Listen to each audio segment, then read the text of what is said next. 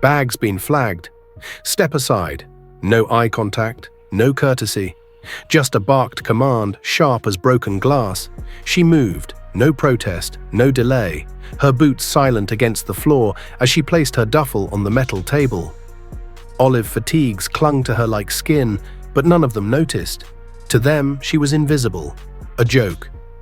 "Planning a weekend getaway, sweetheart?" one sneered, unzipping her bag like it was trash. They laughed, emboldened by each other's arrogance. Socks were tossed, a shirt flung to the floor. A toothbrush hit the wall. She really came here with this crap. She didn't blink. Not once. She let them do it, let them cross every line. They thought silence meant weakness. But her stillness was lethal. One soldier reached deeper.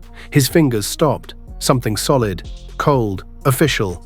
He pulled it out, slow, and as the black leather case opened in his hand, time stopped. Every grin vanished. The air collapsed.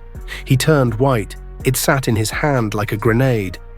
Black velvet, gold insignia, deathly authority. The badge glared back at them. Joint Intelligence Command, Clearance Alpha.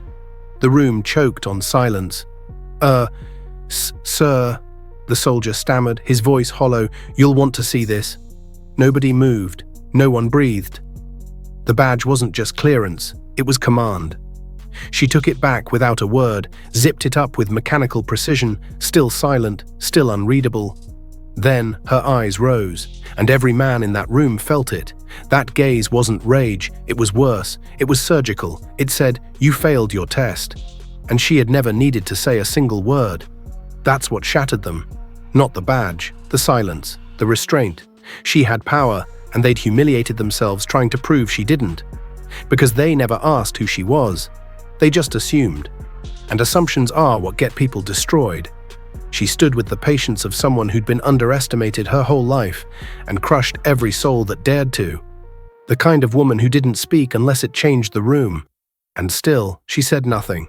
Because her silence was already screaming, the weight in the air became unbearable. Regret slithered into every spine. Then the steel doors opened again.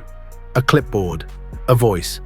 Footsteps. A commanding officer strolled in, scanning the room, casual, until his eyes found her.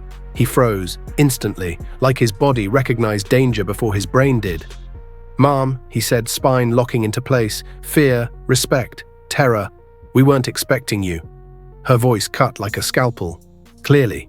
She walked past them like they weren't even there. He flipped through his clipboard, his face turning pale. Then he looked up at the rest.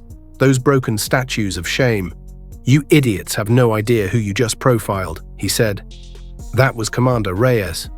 He didn't raise his voice, but every word felt like a gunshot. "She doesn't hold clearance. She owns it. She authorizes the missions you don't even get to hear about. Embedded in 6 Black Ops programs.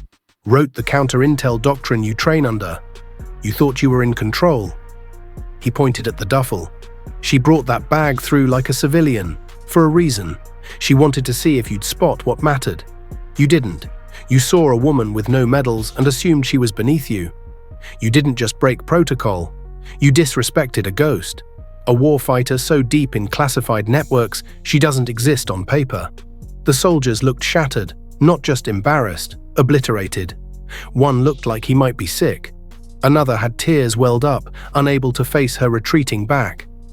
They hadn't just messed up. They had insulted a legend, and she had said absolutely nothing. That silence burned more than 1,000 punishments. She didn't raise a single word. She didn't need to. Real power doesn't explode. It waits. It watches. It lets people destroy themselves with their own ignorance. That day rewired something inside every soldier in that room. They would remember her, not for what she said, but for what she didn't. The badge had made them freeze, but it was her silence that broke them open. Because she chose not to humiliate them. She gave them something far worse, a mirror. And when they looked into it, they saw who they truly were. Respect isn't a uniform, it isn't gender, it isn't rank. It's recognizing when you're standing in front of someone who's walked through hell and kept walking. If this story shook you the way it shook them, smash that like button, drop a karma in the comments, and subscribe. Because real power doesn't ask for your attention, it already has it.